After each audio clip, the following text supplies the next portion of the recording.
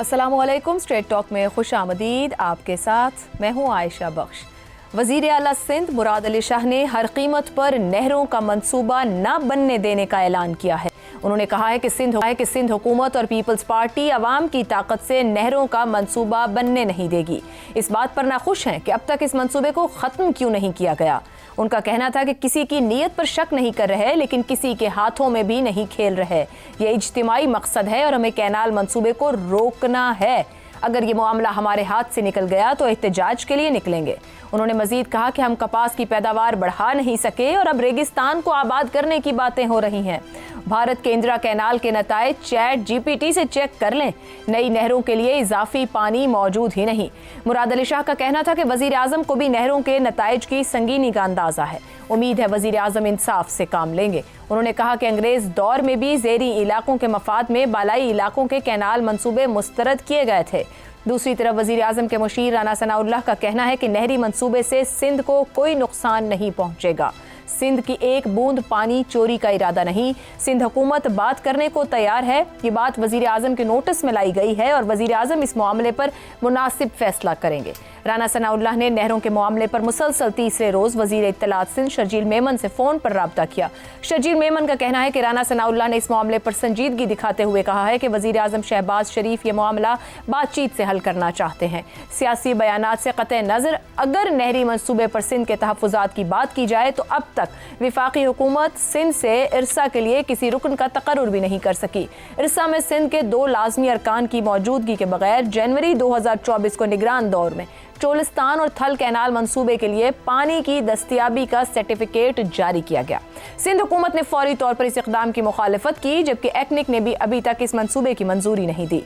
सिंध हुकूमत की appeal मुश्तरका मफादात council में ज़ेर इल्तिवा है और इसे एक मुतासरा हुकूमत की जानिब से पार्लियामेंट के मुश्तरका इजलास में आइन की शिक 155 के तहत चैलेंज भी किया जा सकता है। सिंध का मौक़िफ़ है कि एक्निक, CCI या पार्लियामेंट के मुश्तरका इजलास की मंजूरी के बगैर इरसा एक्ट 1992 की दफ़ा 8 और आइन की शिक 155 के तहत कोई तामीर कानूनी नहीं हो सकती है। पानी की तकसीम दुनिया भर की वफाकी रियासतों में इंतहाई हसास मामला होता है। पाकिस्तानी वफाक ने कई मसाइल को बड़ी खुश उसलूबी से हल किया है। क्या हम उम्मीद रख सकते हैं कि नून लीग और पीपल्स पार्टी जैसी मंजी हुई सियासी जमात पानी जैसे अहम तरीन मामले पर आने वाली नस्लों के लिए खुश उसलूबी से हल निकाल पाएंगी? इसी पर गुफ्तगू रहेगी। पैनल में हमारे साथ हैं हसन निसार, शहजाद चौधरी, ज़ैगम खान और इफ्तिखार अहमद साहब। प्रोग्राम का सवाल आप सभी के लिए। पाकिस्तान की बड़ी बड़ी सियासी, आइनी और अदालती गुत्थियां सुलझाने वाली नून लीग पीपल्स पार्टी मीसाक़े जमहूरियत 18वीं 26वीं तरमीम पानी जैसा बुनियादी इशू हल करने में नाकाम क्यों? ज़ैगम साहब, ये मामला इतना पेचीदा, इतना संजीदा और इतना मुतनाज़े क्यों बना दिया गया है? आयशा, एक तो आपने जो टांका लगाया है मीसाक़े जमहूरियत और 18वीं तरमीम के साथ 26वीं तरमीम का, हाँ। मेरा ख्याल है यहाँ पे कली सारी थोड़ी सी कमज़ोर है। अच्छा। टांका खुल जाएगा। अच्छा, ठीक है, समझ गई। इस वक्त मामला है ज़रदारी साहब की सियासत का। अच्छा। इस वक्त की पीपल्स पार्टी ज़ुल्फ़िकार अली भुट्टो की पीपल्स पार्टी नहीं है। इस वक्त की पीपल्स पार्टी बेनज़ीर भुट्टो की पीपल्स पार्टी नहीं है। ये आसिफ अली ज़रदारी साहब की पीपल्स पार्टी है। उनकी शख्सियत, उनका तर्ज सियासत इस वक्त की पीपल्स पार्टी को डिफ़ाइन करता है। आपने जो पहली बातें बताई और उसमें 1991 का वाटर अकॉर्ड भी शामिल कीजिए। बिल्कुल। उस वक्त पीपल्स पार्टी ही बड़ी जमात थी। पीपल्स पार्टी और मुस्लिम लीग नवाज़ ही जमातें थीं जिन्होंने वाटर अकॉर्ड तय किया था। ये भी बहुत बड़ा कारनामा है। और मीसाक़े जमहूरियत तो ख़ुद मोहतरमा ने किया और 18वीं तरमीम तसलसल था मीसाक़े जमहूरियत का। और उसमें एक बात आप जहन में रखिए कि 18वीं तरमीम ने सिंध को कुछ दिया था, लिया नहीं था। पंजाब ने दिया था, तो उसमें कोई बहुत बड़ा कारनामा नहीं था। ज़रदारी साहब कुछ दे नहीं रहे थे, बल्कि सिंध के नुमाइंदे के तौर पर कुछ ले रहे थे। ठीक। तो इसलिए वो नवाज़ शरीफ का कहीं ज़्यादा बड़ा कारनामा है। अब ज़रदारी साहब की जो सियासत है वो शतरंज की सियासत है, डील मेकिंग की सियासत है। वो अवाम की सियासत नहीं है। अवाम की नब्ज़ पे उनका हाथ नहीं होता। अब इस मसले को देखिए, जिस मसले को वो नहीं समझ सके और इतना ख़राब कर दिया, इस मसले को कोई सिंध का पटवारी भी आपको समझा देता। اگر وہ 5-10 پٹواری 10-15 ضلعوں سے پٹواریوں کو بلا لیتے زرداری صاحب، ان سے مشورہ کر لیتے تو وہ ان کو بہتر سمجھا دیتے کہ گراؤنڈ ریالٹیز کیا ہیں، گراؤنڈ پہ جذبات کیا ہیں، اور اس کو حل کرنے کے لیے کیا کیا جا سکتا ہے، کم از کم عوامی سطح پہ، زمین کی سطح پہ۔ انہوں نے وہ نہیں کیا، انہوں نے دستخط بھی کر دیے، اگرچہ سندھ سے وہ محبت کرتے ہیں، مجھے سندھ کے ساتھ ان کی محبت میں، وفاداری میں کوئی شک نہیں ہے، اور انہوں نے کچھ سمجھ کر کیے ہوں گے شاید، انہوں نے دستخط بھی کر دیے، انہوں نے پھر ٹویٹ بھی کر دی، اونرشپ ظاہر کرتی ہے، ان کی ایک ٹویٹ بھی موجود ہے، لیکن سندھ کے عوام نے اس بات کو مسترد کر دیا کیونکہ انہوں نے سندھ کے اس وقت جذبات نہیں دیکھے اور سندھ کے عوام کو اعتماد میں نہیں لیا، بائن کرنے کی کوئی کوشش نہیں کی۔ آپ عوام کو تو چھوڑیے، سندھ کے جو سٹیک ہولڈرز ہیں، سندھ کے جو ایکسپرٹس ہیں، ان کی اپنی پارٹی کے جو لوگ ہیں، ان تک کو انہوں نے اعتماد میں نہیں لیا۔ پیپلز پارٹی نے سب کو بائی پاس کیا بقول آپ کے، تو اس وقت پیپلز پارٹی کیا کر رہی ہے؟ اس وقت وہ سڑکوں پر نکل آئی ہے، جو اس کے خلاف آئے ہیں تو اب ان کے ساتھ شامل ہو گئی ہے۔ پہلے اس طرف سے تھے، منظور کیا، بنایا، فیڈریشن نے ان پہ ٹرسٹ کیا، بڑے بھائیوں نے ان پہ ٹرسٹ کیا، مسلم لیگ نے ان پہ ٹرسٹ کیا، کہ زرداری صاحب نے کہہ دیا تو گل مک گئی نا، انہوں نے خود کچھ کیا نہیں تھا، پہلے دستخط کر دیے، اب جب عوام سڑکوں پر آئے تو وہ عوام کے ساتھ رل گئے ہیں، اور اب آپ جو ہیں وہ پروٹیسٹ پر نکلے ہوئے ہیں۔ ان کی صوبائی اسمبلی نے قرارداد پیش کر دی ہے، وزیر اعلیٰ صاحب بیانات دے رہے ہیں، اور پورا سندھ سڑکوں پر ہے۔ یہ بہت سنجیدہ مسئلہ ہے اس وقت کے جو سندھ کے صاحب قطع کلامی، وہ صرف بیانات نہیں دے رہے، وہ حکومت سے نکلنے کی بات کر رہے ہیں، وہ یہ کہہ رہے ہیں کہ اس طرح معاملہ نہیں بڑھے گا، فوری طور پر بند کیا جائے اس کو۔ یہ مسئلہ سی سی آئی میں، پارلیمنٹ میں، ایکنک میں آپ کو لگتا ہے کہ آرام سے حل ہو جائے گا؟ دیکھیں، سب سے پہلے تو اس مسئلے کی پولیٹیکل مینجمنٹ اہم ہے، پیپلز پارٹی کی جان پر بنی ہوئی ہے۔ یہ مسئلہ پیپلز پارٹی کو سندھ سے محروم کر سکتا ہے۔ میں آپ سے عرض کر رہا ہوں، ذرا سندھ سے کسی کے پوچھئے کہ وہاں پہ کیا حالات ہیں، کیا جذبات ہیں، وہاں شادی کے گانوں میں ان نہروں کے گانے گائے جا رہے ہیں۔ سندھ کے تمام لوگ اس کے خلاف ہو چکے ہیں، اتنی بری طرح سے مس ہینڈل کیا گیا ہے، اور پیپلز پارٹی کو معلوم ہے کہ یہ کھیل نکل کر قوم پرستوں کے ہاتھ میں چلی جائے گی اور سندھ اس کے ہاتھ سے نکل جائے گا، تو حکومت وہ چھوڑ سکتی ہے اس وقت، یہ ایک سنجیدہ بات ہے۔ لیکن اگر حکومت میں وہ رہے اور یہ معاملہ آگے گیا تو وہ پکا سندھ ان کے ہاتھ سے جائے گا۔ دیکھیے، مسئلہ یہ حل ہو سکتا ہے ٹیکنیکلی، کیوں نہیں ہو سکتا؟ آخر واٹر ریکارڈ تو ہم نے کیا ہوا ہے نا، یہ تو طے کیا ہوا ہے کہ پانی کو کیسے تقسیم کرنا ہے، یہ تو اب ڈیٹیل کی بات ہے نا۔ بالکل صحیح۔ جب آپ نے بنیادی مسئلہ حل کیا، اور پانی میں جھگڑا تب ہوتا ہے جب اپر رائپیرین نے اور لوور رائپیرین نے یہ طے ہی نہ کیا ہو کس کا کیا حصہ ہے۔ جب سندھ اور پنجاب نے اپنا حصہ طے کیا ہوا ہے تو اس کے بعد یہ چیزیں تو ٹیکنیکل ڈیٹیل ہے نا، ٹھیک ہو گیا، اور آپ نے یہ دیکھنا ہے کہ اعتماد سازی کیسے کرنی ہے، ٹرسٹ بلڈنگ کیسے کرنی ہے، اس کے تو 1000 طریقے، اور یہی پیپلز پارٹی نے نہیں کیا اس دستخط سے پہلے، درست ہو گیا۔ شہزاد صاحب، آج وزیر اعلیٰ کرنا پڑے گا، رکنا پڑے گا۔ مراد علی شاہ مگر یہ کہہ رہے ہیں کہ بات سب بعد میں ہوگی، پہلے وفاق کینال منصوبے کو روکنے کا اعلان کرے، اگر یہ ہمارے ہاتھ سے نکلتا ہے تو پھر ہم بھی سڑک پر ہوں گے اور احتجاج والوں میں شامل ہوں گے، وزیر اعظم کو نتائج کا معلوم ہے، یہ سی ایم سندھ کہہ رہے ہیں۔ کیا شہباز شریف صاحب فوری طور پر کینال منصوبہ روکنے کا اعلان کر سکتے ہیں؟ پہ آتا ہوں، لیکن آپ نے بڑا اچھا سوال بنایا آج کل کے تجربے کے بعد، اس میں تھوڑی سی ایڈیشن کرنے کی اجازت دیجیے گا۔ جی کہیے۔ آپ نے کہا کہ وہ یہ ہے جمہوریت، میثاق جمہوریت، چارٹر آف ڈیموکریسی جو ہے، یہ دیکھیے چارٹر آف ڈیموکریسی لندن میں ہی جا کے ہو سکتا ہے، پاکستان میں کرنا بہت مشکل ہے۔ جو ہی آپ پاکستان سے باہر کی فضاؤں میں جاتے ہیں تو سارے جمہوری دریچے کھل جاتے ہیں، سارے چارٹر تشکیل پا جاتے ہیں، لیکن پاکستان کے اندر اتنا اور معاملات ہیں کہ مشکل ہو جاتا ہے کہ آپ اس انداز سے سوچ سکیں پاکستان کے اندر رہتے ہوئے۔ گو کہ 18ویں 26ویں ترمیم کی بات کی آپ نے، اور میں ان سے کچھ اختلاف رکھتا ہوں، 26ویں ترمیم سے تو بڑی حد تک، کیونکہ اس نے ہمارے انصاف کے نظام کو تباہ کر دیا، لیکن 18ویں ترمیم کے اوپر بھی میری بہت سارا لکھا ہوا کام بھی ہے اور بہت کچھ میں نے اس کے اوپر کہا بھی ہے، البتہ اس کے اوپر میں بعد میں آتا ہوں۔ ایک چیز آپ بھول گئے، پاکستان میں جو چیز کام آتی ہے وہ آتی ہے جب آپ نے کسی کی ایکسٹینشن کرنی ہوتی ہے، تو اس وقت تمام پارٹیاں جو ہوتی ہیں وہ لائن میں لگ کے بلو کے گھر جانے کے لیے تیار ہو جاتی ہیں، تو یہ بھی ہماری حقیقت ہے۔ تو پاکستان اور لندن کے بیچ میں بہت سارے انوائرمنٹل فیکٹرز کا بہت زیادہ پرفضا مقام، ٹھنڈی ہوا، ان چیزوں سے بہت فرق پڑتا ہے. صحیح. دیکھیے جہاں تک پانی کا تعلق ہے، میں تو پہلے دن سے کہہ رہا ہوں، ابھی بھی کہوں گا، پانی کا اثاثہ مشترکہ اثاثہ ہے. اس کو جب تقسیم کر دیا آپ نے تو ایسے ہی تقسیم کر دیا جیسے 18ویں ترمیم میں آپ نے پاکستان کی جو ایک زمینی ملکیتیں تھیں ان کو تقسیم کر دیا. انہی کو کہہ دیجئے، یہی تمام جو کہ صوبے کے جو صوبائی حقوق کے لیے جو لڑ رہے تھے، کہ اب ایک مہربانی کرو اور اپنے صوبے کے اندر آپ یوں کرو کہ چھوٹے صوبے بنا لیتے ہیں. آپ سندھ کو کہہ کے دیکھ لیجئے، پنجاب کو کہہ کے دیکھ لیجئے، بلوچستان کو کہہ کے دیکھ لیجئے، کے پی کو کہہ کے، کوئی ایک بھی تیار نہیں ہوگا. درست. ان کی جمہوریت وہیں پر رکتی ہے جہاں پر تمام اقتدار اختیار ان کے ہاتھ میں آ جاتا ہے.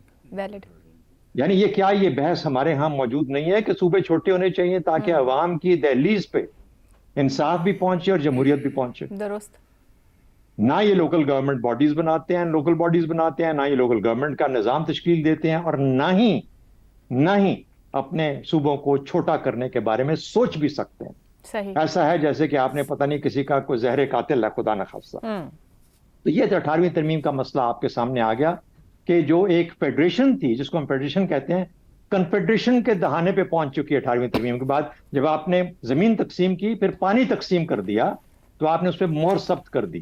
یہ میرا خیال ہے، یہ میں کہتا ہوں. بہت سارے لوگ ڈس ایگری کریں گے، میں بالکل ان کی رسپیکٹ کرتا ہوں ان کی ڈس ایگریمنٹ کی. لیکن 3-4 چیزیں ایسی تھی جو مشترکہ اثاثہ رہنی چاہیے تھی پاکستان کے اندر، اور وہ میں پہلے بہت دفعہ ذکر بھی کر چکا آپ کے سامنے. گیس، فار ایگزامپل معدنیات، پانی، یہ وہ. پھر جو زراعت کا مسئلہ ہے، کیونکہ یہ ایک کامن سوچ کے ساتھ، لیکن اس کا علاج CCI تھا، کاؤنسل آف کامن انٹرسٹ. اگر آپ اس میں بٹھاتے، اور کاؤنسل آف کامن انٹرسٹ میں پری کنسیوڈ سوچ کے ساتھ نہیں آنا چاہیے، کیونکہ میری پارٹی کہتی ہے. پھر آپ پارٹی کے ممبر نہیں ہے، پاکستان کے ایک صوبے کے وزیر اعلیٰ کے طور پہ اس میں شامل ہوتے ہیں. مگر اس کا بھی اجلاس نہیں نا ہو رہا اب تک. تو وہی تو میں کہہ رہا ہوں، تو اس لیے آپ کو وہاں پہ یہ چیزیں لے کے آنی چاہیے تھی. لیکن آپ وہاں پہ جب آئیں گے اس سوچ کے ساتھ کہ جب تک یہ بند نہیں ہوگا، جب تک یہ نہیں ہوگا اس وقت تک معاملہ، تو آپ ایک ٹیکنیکل پوائنٹ آف ویو کے ساتھ ایک جینوئن سنسیئر اسٹڈی کب تک اس کو نہیں دیں گے، اس وقت تک کیسے معاملات طے ہوں گے. ٹھیک.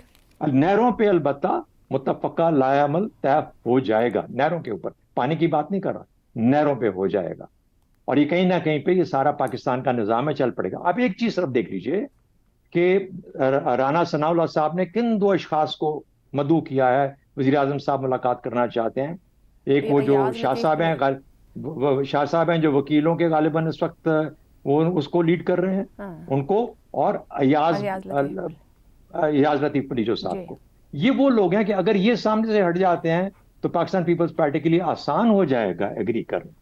ورنہ تو قوم پرست بھی ہیں اس میں، پروفیشنل لوگ بھی ہیں، اور سڑک گرم ہے. اس سڑک کو ٹھنڈا کرنے کے بعد پاکستان پیپلز پارٹی کو مگر سندھ کے عوام اور انٹیلیجنسیا کا کنسرن تو ہے نا اس کے اندر. بالکل انٹیلیجنس کا نہیں، تو اب پانی کے خدا نخواستہ غائب تو نہیں ہو رہا نا.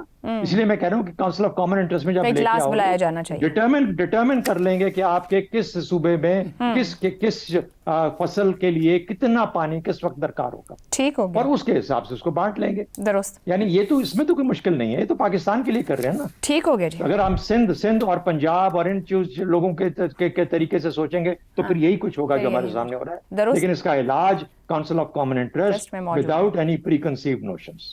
حسن نثار صاحب، کیا واقعی اتنا آسان معاملہ اور بات ہے؟ یہاں پر بات کبھی 1960 کے ٹریٹی پہ تک پہنچ جاتی ہے، پھر 91 کے معاملے تک آ جاتی ہے. اب کیا ہماری آج کی حکومتیں بیٹھ کر آنے والے نسلوں کے لیے اس بنیادی ایشو کو حل کر پائیں گی؟ آنے والی نسلوں کے لیے تو اور کیا سر؟ سبحان اللہ بھائی، آنے والی نسلوں کے لیے جو جانے والی نسلیں نگلی گئی ہیں ان کا کوئی ذکر نہیں ہے. کتنی نسلیں ہیں جو اب تک بیکار گئیں اور ضائع ہو گئیں. دیکھیں، ابھی یہ کہنا قبل از وقت ہے، اور یہ بات بھی درست ہے زیغم صاحب کی کہ پیپلز پارٹی کو سندھ سے محروم کر سکتا ہے یہ مسئلہ. لیکن پلیز ٹیک اٹ ایزی، کرانے والے کرا لیں گے. اچھا، تو رہ گئی یہ بات کہ میں حیران ہوتا ہوں، ویسے بڑی ہمت ہے آپ کی کہ پیپلز پارٹی اور نون لیگ نے پاکستان کی بڑی بڑی سیاسی، آئینی، عدالتی گتھیاں سلجھائی ہیں. اچھا، اگر یہ بات درست ہے تو آج کا پاکستان بدترین بحران، بلکہ بحرانوں میں کیوں گھرا ہوا ہے؟ کون سی گتھیاں؟ سوائے گند بھوک ننگ قرضے ایڈ کرنے کے مجھے نہیں یاد پڑتا انہوں نے کوئی ڈھنگ کی بات کی ہو. ہاں گتھیاں سلجھائی ہیں, یہ شکلیں ہیں نا گتھیاں سلجھانے والی ہیں, سوال ہی نہیں پیدا ہوتا. گتھی جو انہوں نے سلجھانی ہے اگر انہوں نے ضروری سمجھا وہ سلجھا لیں گے. Just take it easy, it's a matter of a few days. شاید اگلے پروگرام تک آپ کو اس کا جواب مل جائے. افتخار صاحب بہت ہی آسان معاملہ لگ رہا ہے. شہزاد صاحب نے بھی کہا اور حسن صاحب تو کہہ رہے ہیں کچھ ہی دنوں میں, لیکن پچھلے کچھ ہفتے ہو چکے ہیں اور ایک تندی اور تیزی بیانات میں دکھائی دے رہی ہے. پیپلز پارٹی خود ہیٹ فیل کر رہی ہے جو وہاں پر گراؤنڈ پر سچویشن ہے. آپ کے خیال میں واقعی سنجیدہ معاملہ ہے, صوبائیت بھڑکائی جا رہی ہے, یا کوئی معاملہ ہے ہی نہیں, کچھ اور معاملات ہیں, یہ ایک پردہ آگے ڈالا گیا ہے؟ صوبائیت کو بڑھایا جا رہا ہے اور پیپلز پارٹی دباؤ میں پہلی مرتبہ آئی ہے. نیشنلسٹ جو فورسز ہیں وہاں کی, کالا باغ ڈیم نہیں انہوں نے بننے دیا, لیکن شاید اس وقت ان کے پاس اتنی مین پاور نہیں تھی, ان کے پاس اتنا ورکر نہیں تھا, ان کے پاس ہر شہر میں ایسی نمائندگی نہیں تھی جو اب ان کے پاس ہے. یہ 1991 کا ریکارڈ جو ہے یہ کنفیڈریشن کے 18ویں ترمیم سے بہت پہلے طے ہو چکا تھا. اگر ہم 18ویں ترمیم کو کنفیڈریشن کا آغاز کہتے ہیں تو 1991 کا ریکارڈ اس سے بہت پہلے ہو چکا تھا. اس میں حقیقتاً ریوزٹ کرنے کی ضرورت اس لیے ہے کہ 1991 میں پانی کتنا تھا اور آبادی کتنی تھی, اور آج حقیقتاً ہمارے پاس پانی کم ہے اور آبادی ہمارے پاس بہت زیادہ ہے. جب آبادی زیادہ ہوگی تو اس کے لیے غذائی اجناس اگانی پڑیں گی ان کو دینے کے لیے, کیونکہ ہمارے پاس اتنا پیسہ نہیں ہے کہ ان کے لیے غذائی اجناس بیرون ملک سے ہم خرید کے ان کو دیں. یہ معاملہ اس حد تک سنجیدہ ہے. اب میرا نہیں خیال کہ کوئی سیاسی پارٹی خودکشی کرنے کے موڈ میں ہوگی, اور یہ بات بہت پیار سے کہی اپنا نہری پٹواری سے. کاش یہ سارے نہری پٹواریوں سے پوچھ لیتے بلا کے کہ نہروں کا وہاں پہ کیا مسئلہ کیا ہے, پانی کتنا ہے. افتخار صاحب قطع کلامی کی معذرت, اتنا سنجیدہ معاملہ ہے اور یہ رپورٹس آ چکی ہیں کہ پانی آنے والے دنوں کا ایسا کرائسس بنے گا جو سوسائٹیز کو فائٹ کروائے گا. پھر یہ کیوں بات کو ان ہاؤس ہی نہیں ایڈجسٹ کیا گیا, ڈسکس نہیں کیا گیا؟ نہ تو دونوں جماعتیں نہیں ہیں اپنی گراؤنڈز پہ, نہ ان کو یہ اندازہ نہیں ہے کہ ان کی گراؤنڈز کی پرائرٹیز کیا ہے. دوسری پارٹی نے تو بالکل صاف جو آج فیصلہ ہے, آپ کو نے خود ہی مجھے بتایا کہ انہوں نے کسی شاہ صاحب کو جی بالکل رابطہ کیا, بالکل دس از دا وے. دیکھیں سیاسی معاملات کو سیاست سے سلجھانا ہے نا, بالکل درست. اور اس کا آغاز کون کر رہا ہے؟ کیا پنجاب سے ایسا کوئی نعرہ لگا کہ ہم نہیں مانیں گے, ہم نعرے نہیں بننے دیں گے؟ کبھی بھی نہیں لگا. پنجاب سے ہم بالکل, میرے پروگرام میں یہ کہا گیا کہ پنجاب کا پانی پنجاب ہی میں استعمال ہوگا, اور جس نہر کی بات کی جا رہی ہے اس میں پانی وہیں سے ملے گا. اور یہ بات صدر پاکستان کے علم میں اس وقت بھی تھی جب انہوں نے بیٹھ کے اس معاملے میں اپنی ہاں کا اعلان کیا تھا. اب سوال ہے کہ چاہتے ہم کیا ہیں؟ ایک کسی نے کہا کہ کوئی تعیناتی ابھی دور ہے. تعیناتی سے پہلے اگر آج یہ جھگڑا شروع کر دیا تو تعیناتی تو بہت دور کی بات ہے. مسئلہ صرف وہی ہے کہ آپ کو آئین میں جانا پڑے گا, مشترکہ مفادات کی کونسل کا اجلاس بلانا پڑے گا. اگر وہاں پہ اجلاس کیوں نہیں بلایا جا رہا؟ پیپلز پارٹی کئی ہفتوں سے کہہ رہی ہے. Good question. نہیں, گرانا ثنا صاحب کو پوچھا گیا ٹی وی کے اوپر, انہوں نے کہا کہ ہم پہلے باہر ایڈجسٹ کر لیں, پھر جو بھی شہزاد صاحب نے بات کی کہ آپ فکس مائنڈ کے ساتھ کیوں آئیں گے. ان کی اچھی بات ہے کہ بجائے اجلاس کے اندر واقع ہو جائے کا تو مقصد ہی ختم ہو گیا نا. بھائی بات آپ مجھ سے کر رہی ہیں یا اپنی کو پوائنٹ آف ویو دینا چاہ رہی ہیں؟ اگر آپ نے اپنا پوائنٹ آف ویو دینا تو دے دیں. سر بلا لینا چاہیے نا, غیر ضروری طور پہ تنازع بنایا جا رہا ہے. آپ کے نزدیک بنایا جا رہا ہے نا. آپ اور میں کون ہیں؟ یہ جو ریاست کو چلاتے ہیں, ریاستی اداروں کو چلاتے ہیں, یہ ان کو پتہ ہے کہ اس کی گتھیوں کو کیسے سلجھانا ہے.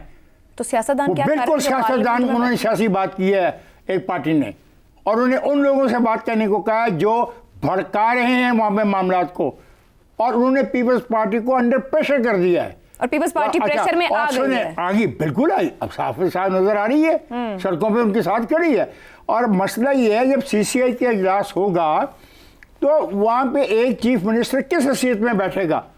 एक प्रोटेस्ट करने वाले की सीट में बैठेगा या कोई कंसल्टेशन के प्रोसेस में रोल प्ले करने के लिए बैठेगा, ये है इंपॉर्टेंट बात। इसलिए ये बात जो यहाँ से एक आदमी ने कही है कि इन दो इंतहा पसंदों से बैठ के बात कर ली जाए, और फिर उन्होंने मुनाजरे की दावत दी है इस मामले के ऊपर।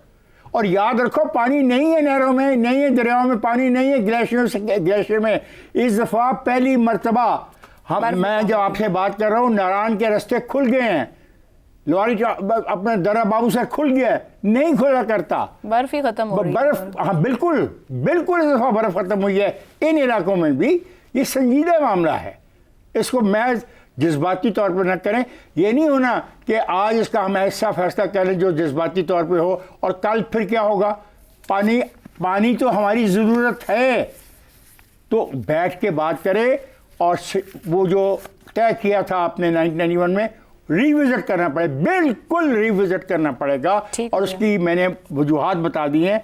उसकी वजूहात सियासी नहीं है, उसकी वजूहात अमली तौर पे हमारी ज़रूरियात हैं। दुरुस्त हो गया जी। एक ब्रेक लेंगे, बात करेंगे एक ऐसे प्रोफेशन पर जो हुकूमत की किताबों में नहीं है, जो टेक्स्ट नेट में मौजूद नहीं है, मगर खूब फल फूल और रहा है और एक्सपोर्ट भी हो रहा है। ये कौन सा प्रोफेशन है, इस ब्रेक के बाद। प्रोग्राम में एक बार फिर खुशामदीद। वज़ीर दिफा ख्वाजा आसिफ के मुताबिक पाकिस्तान में 2.25 करोड़ अफराद गदागरी से वाबस्ता हैं, जबकि मीडिया रिपोर्ट्स के मुताबिक मुल्क में भिखारियों की तादाद करीबन 3 करोड़ 80 लाख है, जो कुल आबादी का करीबन 15% बनता है। गदागरी से वाबस्ता अफराद में 12% मर्द, 55% खवातीन, 27% बच्चे और 6% सफ़ेद पोश अफराद शामिल हैं। 50% भिखारी कराची, 16% लाहौर, 7% इस्लामाबाद और बकिया दीगर शहरों में फैले हुए हैं। कराची में रोज़ाना औसत भीख 2000 रुपये, जबकि दीगर शहरों में 1000 से 1500 के दरमियान है। रोज़ाना भीख की मद में भिखारी करोड़ों रुपए लोगों की जेबों से निकाल लेते हैं। ख्वाजा आसिफ के मुताबिक ये रकम सालाना 42 अरब रुपए बनती है। पाकिस्तान में गदागरी एक पेशा और माफिया की शक्ल इख्तियार कर चुका है। गलियों, बाजारों, शॉपिंग मॉल्स, चौक चौराहों, मसाजिद और दरगाहों में गदागर मर्द, खवातीन और बच्चे हाथ फैलाए नजर आते हैं। अब तशवीशनाक बात यह भी है कि ये गदागर फर्दे वाहिद नहीं, बल्कि इनके पीछे पूरी प्लानिंग के साथ नेटवर्क्स काम कर रहे हैं। हर भिखारी की मखसूस जगह और मांगने के औकात कार मुतय्यन है। जो भिखारी सबसे ज़्यादा कमा कर देता है उसको उतने ही अच्छे इलाके में तैनात किया जाता है, जबकि इनमें से बहुत से भिखारी बाकायदा जराइम में मुलव्वस पाए जाते हैं। पाकिस्तानी गदागरों के नेटवर्क अब यूएई, ईरान, इराक और सऊदी अरब में भी मुनज़्ज़म है। इन ममालिक में गिरफ्तार होने वाले भिखारियों में 90% पाकिस्तानी हैं। ये तमाम ममालिक इसकी शिकायत ना सिर्फ पाकिस्तानी हुक्काम से कर चुके हैं, बल्कि सैकड़ों भिखारियों को डिपोर्ट किया जा चुका है, सजाएं दी जा चुकी हैं। ये भिखारी गैंग बाकायदा, मुनज़्ज़म और वेल इक्विप्ड भी होते हैं। वीज़ा, पासपोर्ट, टिकट समेत किसी भी मरहले पर बगैर किसी रुकावट के बैरून मुल्क सफ़र करते हैं। माशी और माशरती लिहाज से गुर्बत, अफलास, बेरोज़गारी, बीमारी, ज़हनी और जिस्मानी माजूरी, काम चोरी और मेहनत से जी चुराना गदागरी की अहम वजूहात हैं। मगर एक बड़ी वजह गलत तरीके से खैरात देना भी है। अवाम की जेब से निकलने वाले अरबों रुपयों पर हुकूमत को कोई टैक्स वसूल नहीं होता, कोई डॉक्यूमेंटेशन नहीं। इस खैरात का नतीजा हमें सालाना 21% महंगाई की सूरत में भुगतना पड़ता है। इसके साथ साथ मुल्क की तरक्की के लिए 2.25 करोड़ अफरादी क़ुव्वत भी किसी काम नहीं आती। गदागरी के खात्मे के लिए विफाकी और सूबाई सतह पर मुख्तलिफ क़वानीन मौजूद हैं, मगर इन पर अमल दरामद नहीं हो रहा। ऐसे में अहम सवाल यह है कि अगर हुकूमत, इंतज़ामिया गदागरों के नेटवर्क ख़त्म नहीं कर पा रही, तो क्या फिर गदागरी को बतौर सनत तस्लीम करके इसे टैक्स नेट में नहीं ले आना चाहिए? इसी पर गुफ्तगू रहेगी। इफ्तिखार साहब ने काफ़ी ज़्यादा मेरे इब्तदाई के दरमियान एक रुकावट पैदा करने की कोशिश की है, मगर हसन साहब सवाल मैं आपसे रखूँगी। और सवाल से पहले ये बता दूँ कि आप सवाल पर आएंगे। सवाल हमने तंजन रखा है। मुल्क में 2.25 करोड़ अफराद गदागरी से वाबस्ता, सालाना 42 अरब रुपए, बैरून ममालिक में नेटवर्क्स, हुकूमत रोकने में नाकाम। तो क्यों ना फिर गदागरी को सनत का ही दर्जा दे दिया जाए? हसन साहब। यार आप तो बिल्कुल ही बेखबर हैं आशा। क्यों? सुभान अल्लाह भाई। ओ भाई, गदागरी तो पहले ही सनत का दर्जा हासिल कर चुकी है। और आपकी देखो माशाल्लाह, यही तो एक सनत है जो इस मुल्क में जोरों शोर से चल रही है, फल फूल रही है। अवाम अपने हुक्मरानों का अवाम अपने हुक्मरानों का अक्स होते हैं। ये हमारे हुजूर का फरमान है और बिल्कुल दुरुस्त है। अच्छा, यही तो सनत है जो ठीक ठाक चल रही है और हमारी पूरी दुनिया में पहचान बनी हुई है। जहां डॉलरों में खरबपति हुक्मरान वो ठूठे उठाए और कशकोल उठाए फिरते हो और कहते हो, खुद कहते हो कि नाक रगड़नी पड़ती है, फलाना है, वहां 2.25 करोड़ गदागर किस खाते में? ओ भाई ये तो चलती है तुझे ऊंचा उड़ाने के लिए, इतना बड़ा नहा चांद को। बेसिकली तो पूरी कौम ही भिखारियों की है, जो हराम खाता है, जो बैरून मुल्क जायदादें बनाते सर, पूरी हैं। कौम को तो आप लोगों जनरलाइज्ड को वे बात में नहीं समझ कहा जा आती। सकता ना हसन साहब। ओ बाबा बात सुने, हुजूर का एक फरमान है, जब कुछ लोगों के पास जरूरतों से बहुत ज्यादा जमा हो जाए तो समझ लो कि आम आदमी बुनियादी जरूरियात से महरूम हो गया। दुरुस्त। आपके यहाँ तो ये इंडस्ट्री है, रिकग्नाइज्ड है, इसका सरबराह आपका वजीर आजम है, हाँ तो इससे पहले कोई और था। और मोहम्मद अली ने एक जमाने में कहा था कि अगर ये कर्जों की लत पड़ गई तो कर्जे चुकाने के लिए कर्जे लेने पड़ेंगे, वो तो हो रहा है। कर्जों की के सूद की अदायगी के लिए। ये बहुत पुरानी बात नहीं समझ आई किसी के, तो आप एवं इन गरीब गदागरों पे जा रहे हो। ये जेड़े लुट लट के जेड़े बाकी बारे सारे कारोबार कर दे, उधर ध्यान क्यों नहीं जाता आपका? It's already, it's the only industry. ठीक हो गया। इफ्तिखार साहब, क्या वाकई ये एक इंडस्ट्री बन चुकी है? क्योंकि जिस तरह एक्सपोर्ट हो रही है, इसी के नेटवर्क्स ऑर्गेनाइज्ड हैं, फल फूल रहे हैं, तो ये तो बड़ी अफरादी क़ुव्वत है। वजह क्या समझते हैं? क्या यहाँ खैरात भी बहुत ज़्यादा दी जाती है, एक काम चोरी की आदत भी बहुत ज़्यादा है, वजह क्या है? काम चोरी की आदत जो है वो ज़्यादा बड़ी वजह। देखे ना, आपने खुद बताया कि 2000 रुपये दिहाड़ी तक आमदन अगर हो जाए बिना कुछ किए, बिना कुछ किए, तो फिर ये काम चोरी है और ये अफसोसनाक है। और आपने जो तफसीलात बता रही थी, आपने बहुत लुत्फ लिया और मुझे भी बहुत हंसाया। मुझे भी महसूस हुआ कि मैं क्या सुन रहा हूँ, क्या हकीकतें हैं। हकीकतें ऐसी ही होती हैं। मैंने कहा आप कहने वाले मैं क्या कर रहा हूँ।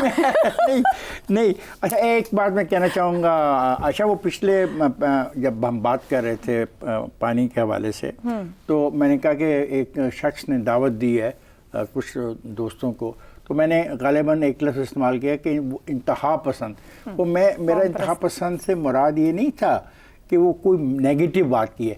इंतहा पसंद होता है कि एक्सट्रीम जो लाइंस ले लें, जो एक्सट्रीम का जो उर्दू तर्जुमा वो मैंने ये किया है। मैं इसे मतलब उनके कद काट कम करना या उनकी सोच और फिक्र पे कुछ तंज करना नहीं है, बल्कि वो तो अपना जो इल्म है वो लोगों में बांट रहे हैं, और जो उनका एक मौक़िफ़ है उसका जवाब तो उनको चाहिए। उसका जवाब दिए बगैर तो इशू आगे जाएगा नहीं। जैसा कि आपने इतने लोगों को गदागर बना दिया। मैंने नहीं बनाया, ये तो वज़ीर दिफा और आपने कहा कि मैं हंस के आपको ख़राब करने की कोशिश कर रहा था, तो आप उस बात पे क्यों नहीं हंसी जब हमारे दोस्त ने कहा कि हम वज़ीर आज़म गदागर है? उससे तो आपको एहसास नहीं हुआ? उसने हम सबको गदागर बना दिया। भाई मैं गदागर नहीं हूं। सबके एहसास करने की बात है कि ये कल्चर ही इस तरह क्यों फला फूला और डेवलप हुआ है। काम ना करना अगर ये लोग काम करें और दिहाड़ीदार हों तो मैं नहीं समझता वो भीख मांगे। 2000 रुपया दिहाड़ी कमाना बहुत बड़ी बात है, तो उनको अगर आसानी से मिल जाता तो 2000 दिहाड़ी भी तो नहीं ना मिलती। यहाँ पे ब्रेक लेते हैं, ब्रेक से वापस आएंगे तो शहजाद साहब और जैगम साहब की राय आपके सामने रखें।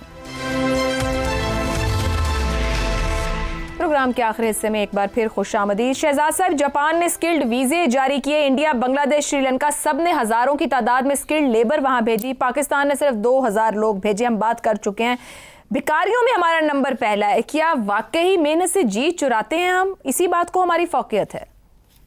नहीं, मेरा ख्याल है कि गदागरी में भी बहुत मेहनत है। आप कैसे कह सकती हैं? आपको अंदाजा है धूप में खड़े होकर मांगना कितना मुश्किल है।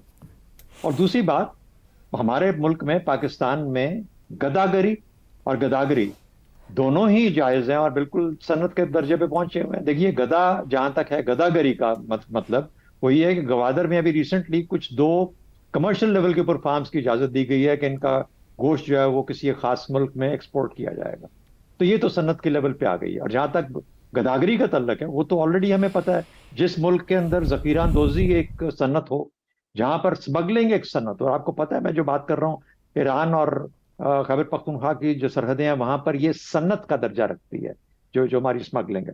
उसके बाद तो फिर बेगिंग क्यों नहीं हो सकती? टेरर इकोनॉमी है तो बेगिंग इकोनॉमी क्यों नहीं हो सकती? देखिए, आपकी पॉपुलेशन का एक सिग्निफिकेंट हिस्सा 15% आपने बताया, 2.25 से 3 करोड़ जो कि किसी मुल्कों की आबादी होती है, اس کا حق ہے کہ ایک سیپریٹ اکانومی کریٹ کی جائے. پھر اس کے بعد وہ پاورٹی لائن سے پہلے کوئی 25 اور 30% ہوتے تھے, آپ 40 اور 50% کے بیچ میں چلے گئے. تو ان سب نے مل کے ایک صنعت کو تو درجہ دینا ہی دینا تھا نا, تو انہوں نے دیا. اب ان کی ریکوائرمنٹ کیا ہونی چاہیے پاکستان کی؟ میں ایگری کرتا ہوں آپ کے اس مفروضے سے کہ ان کو ایک صنعت کا درجہ دیا جائے. ان کو بھلے ٹیکس نہ دیں, زکوٰۃ تو مجھے یقین ہے کہ ضرور دیتے ہیں, لیکن ریمیٹنسز ان کو, جو اسٹیٹ بینک کا وہ نا سونی دھرتی ریمیٹنس پروگرام جو ہے اسٹیٹ بینک کا, اس کے تھرو ریمیٹنسز آنی چاہیے پاکستان میں. تو میرا خیال ہے بہترین پیسہ بھی آئے گا, ڈالر بھی آئیں گے, ریمیٹنسز بھی ہوں گی. میرا خیال ہے کہ جب تک ہم اپنے اسکلڈ ورکر کریٹ نہیں کرتے اس وقت تک کم از کم اس کو چھیڑا نہ جائے, اور گداگری کے ساتھ ساتھ گداگری کو بھی ایکسیپٹ کر لیا جائے کہ یہ ہماری ایک صنعت ہے. زکوٰۃ دیں ضروری, وہ لوگ دیتے ہوں گے, مجھے یقین ہے دیتے ہیں, ٹیکس نہیں دیتے, لیکن جو ریمیٹنسز ہے وہ ہمارے ضرور سونی دھرتی پروگرام کے نیچے بھجوایا کریں. شہزاد میں امید کرتی ہوں میں نے سوال طنز میں رکھا ہے, تو آپ نے اتنا جو ڈیٹیل جواب دیا اس میں بھی کہیں نہ کہیں طنز ہی چھپا ہوا ہے. پتہ نہیں. زیغم صاحب, روزانہ کروڑوں سالانہ اربوں روپے کی بھیک ہے, نہ کوئی ٹیکس ہے نہ ڈاکیومنٹیشن ہے. ملکی معیشت کو اس ان ڈاکیومنٹڈ لین دین سے کتنا نقصان ہے, اور یہ نیٹ ورکس آخر اتنے مضبوط اور آرگنائزڈ کیسے ہیں؟ عائشہ, سب سے پہلے تو میں خواجہ آصف صاحب کا ایک بار پھر معترف ہو گیا ہوں کہ انہوں نے پاکستان کے سارے بھکاری بھی گن لیے, کتنے بھیک وہ لیتے ہیں وہ بھی گن لیے. تو یہ one man bureau of statistics ہے.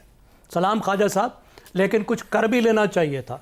جب تک ٹھڈے مار کر دوسرے ملکوں نے ہزاروں لوگ نکالنے شروع کیے, یہ جاگے ہی نہیں ہیں, خالی گنتیاں کرتے رہ گئے ہیں اور ان سے پوچھتے رہ گئے ہیں کہ آج کتنی کمائی کی ہے, اور کیلکولیٹر میں درج کرتے رہ گئے ہیں.